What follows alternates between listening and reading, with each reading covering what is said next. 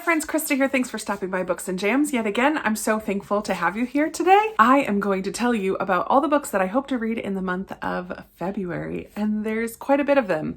February is going to be a fantastic month for all of us historical fiction lovers because there are 2 month-long historical fiction readathons going on. I've printed out both of their bingo boards. There's Historathon and HistoricalFictionathon. So I am most definitely participating in this one as much as possible, and then I'm going to see how many boxes on this bingo board I can also fill out. So I'm going to be putting these in some sort of a book journal page or something, but I'm really excited to tell you about the books that I hope to read for that. But before I get into all those historical fiction, let me tell you the book that my patrons and I will be reading for the Patron Book Club. I gave them 3 choices. Because February is also Black History Month, I wanted to include 3 books written by Black authors, and so I'm really excited about these choices, and honestly, I'm probably going to try to read all 3 of them during the month. The book that got the highest amount of votes, though, from my patrons is a nonfiction from scratch by Tembi Locke. This book is going to have a cross-cultural love affair. Tembi is from Houston, Texas. She travels to Sicily, I believe, and meets her future husband. And they live in LA for a while, and then there's some kind of tragedy. But woven throughout all of this is food. I love a food story.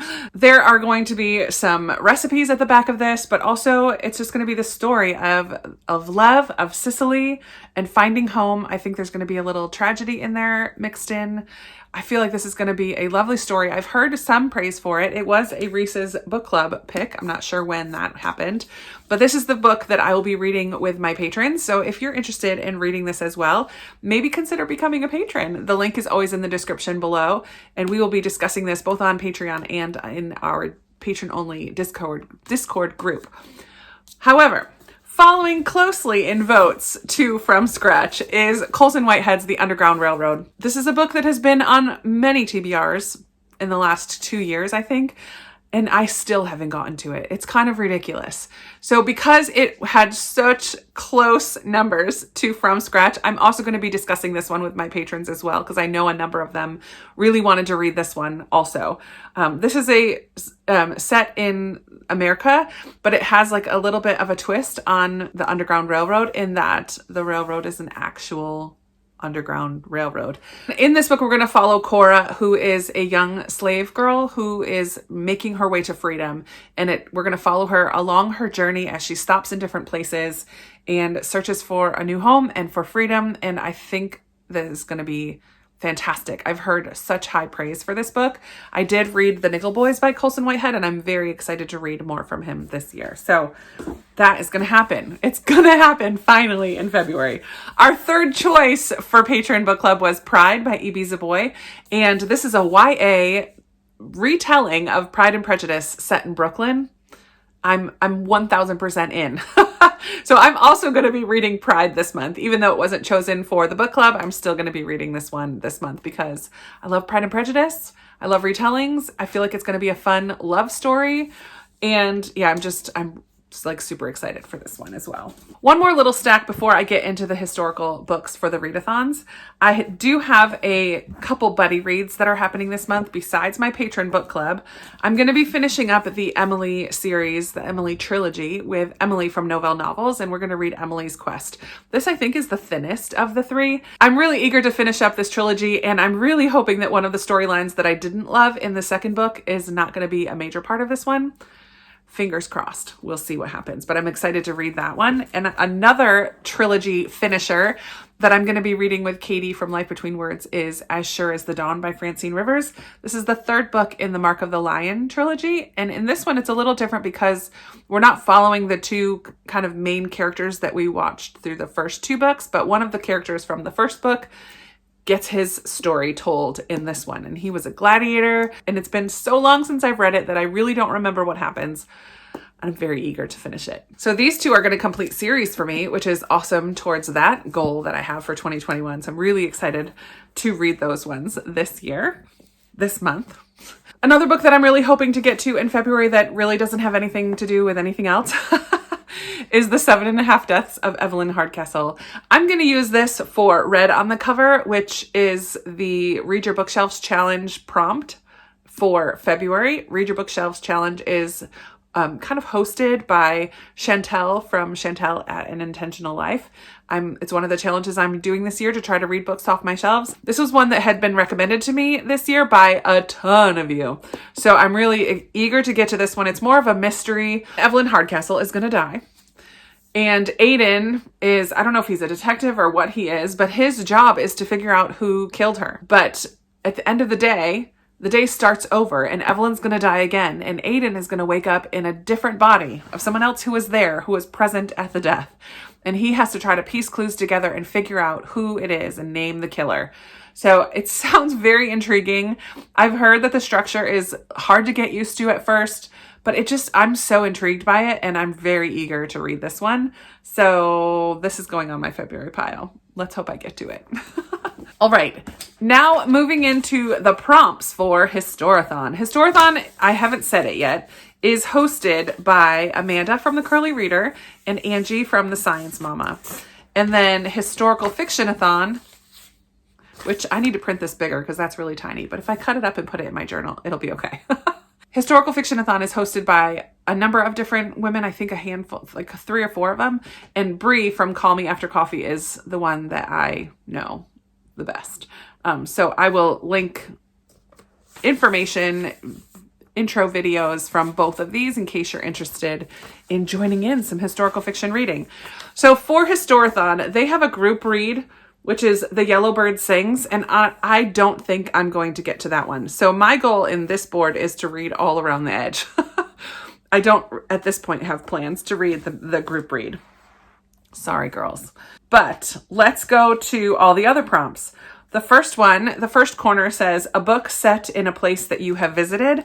And for that, I'm using As Sure as the Dawn because at least part of this is going to take place in Ephesus. And I was in Ephesus in Turkey, the ruins of Ephesus, 2 summers ago when I went there with my mom and my brother was living there at the time. So I'm counting As Sure as the Dawn for that prompt. I just realized I don't think I have this one. A multi-generational book is the next prompt.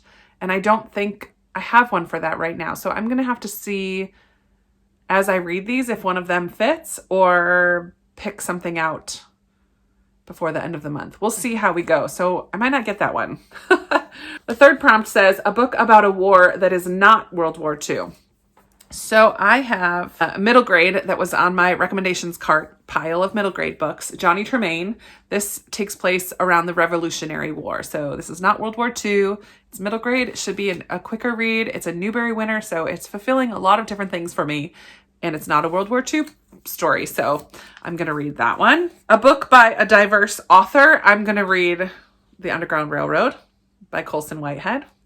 Diverse author. Done. On the other side is a historical fiction subgenre. And for that, I would like to read The Winter of the Witch by Catherine Arden. This is a historical fantasy. So it's set in Russia. I don't know what time period. It's kind of more leaning towards fantasy than historical, but it is historical at the same time. If I don't get to this one, As Sure as the Dawn is a Christian historical fiction. Does that count as a subgenre? Sure, why not? But I would like to read Winter of the Witch as well. Let's put this up here.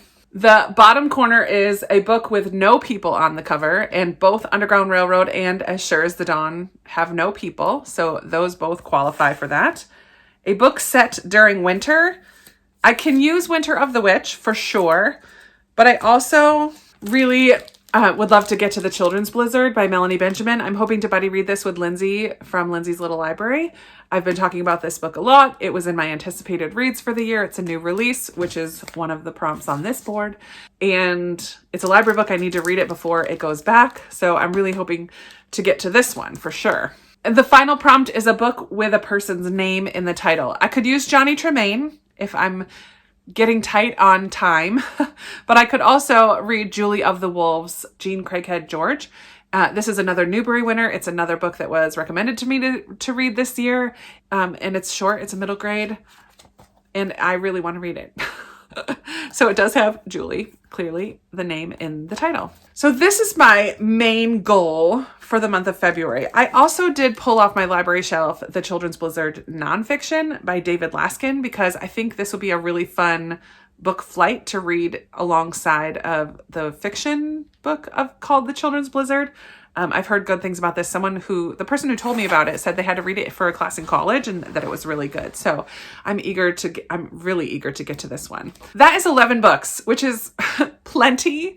If I do pick up anything else, it will probably be something lighthearted and fun, either a fun middle grade. I have one more middle grade on my library holds pile, or my library pile right now. I have a YA romance, Majesty, that's on the pile right now. I'll probably try to get to those ones, which will be light and fluffy and fun, because I find that a lot of historical fiction all at once can get a little heavy for my emotions. Pride is also on the lighthearted side, and same with Emily's Quest. So I do have some mixed in there. I have a good mix of things, if you ask me, but I'm really excited about that stack for February. I would love to hear from you. Are you going to participate in Historathon or Historical Fictionathon? Are you going to join in for the Patreon book club? Or just what are you excited to read in February? I would love to chat with you about these books or about anything else down in the comments below. You guys know I love talking with you down there. And that is it for today. I look forward to talking with you in another video very soon. Bye.